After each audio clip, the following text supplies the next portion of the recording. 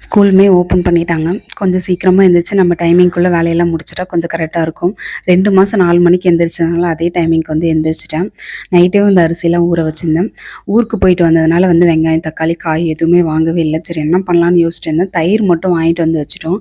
சரி தயிர் சாதம் வந்து குடுத்து அனுப்பிச்சிடலாம். அதுக்கப்புறமா அவங்கள ஸ்கூலுக்கு வந்து அனுப்பிச்சதுக்கப்புறமா வந்து நம்ம ஏதாச்சும் வேற ஏதாச்சும் குழம்பு வச்சுக்கலாம்னு சொல்லிட்டு மைண்ட்ல யோசிச்சுட்டே வேலை பார்த்துட்டு இருந்தேன்.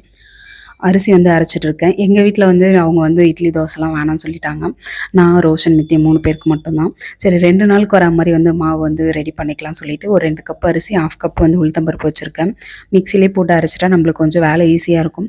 ரொம்ப அதிகமா இருந்ததுன்னா நம்ம கிரைண்டர் வந்து யூஸ் பண்ணலாம். அதனால காலையிலேயே வந்து மாவெல்லாம் அரைச்சு வச்சுட்டு, கொஞ்சமா வந்து உப்பெல்லாம் தேவையான அளவுக்கு போட்டுட்டு கரைச்சு வச்சு ரெடி பண்ணிட்டேன். நைட்டுக்கு வந்து எதுனா தோசை ஊத்துறதுக்கு கரெக்ட்டா இருக்கும். அவங்களுக்கு மட்டும் ஒரு 2, 3 சப்பாத்தி வந்து போட்டு குடுத்துருவேன். வேலையுமே கொஞ்சம் ஈஸியா இருக்கும். எல்லாருக்குமே சேர்ந்து சப்பாத்தி செய்றது கொஞ்சம் கஷ்டமா இருக்கு. அதனால இந்த மாதிரி செய்யும்போது கொஞ்சம் ஈஸியா இருக்கும்ன்றதுனால ரெடி பண்ணிட்டுருக்கேன். இதுக்கப்புறம் கம்பல்சரியா வந்து சுண்டல் வந்து ரெடி பண்ணி குடுத்துருவேன். ஸ்கூல் ஓப்பன் பண்ணிட்டாங்கன்னா, தினமும் ஏதாச்சும் ஒரு வந்து சுண்டல் இருக்கும். என்னோட விளாக் உங்களுக்கு பிடிக்கும் நான் நம்புறேன். பிடிச்சிருந்தா சப்ஸ்கிரைப் பண்ணி சப்போர்ட் பண்ணுங்க. பாய்.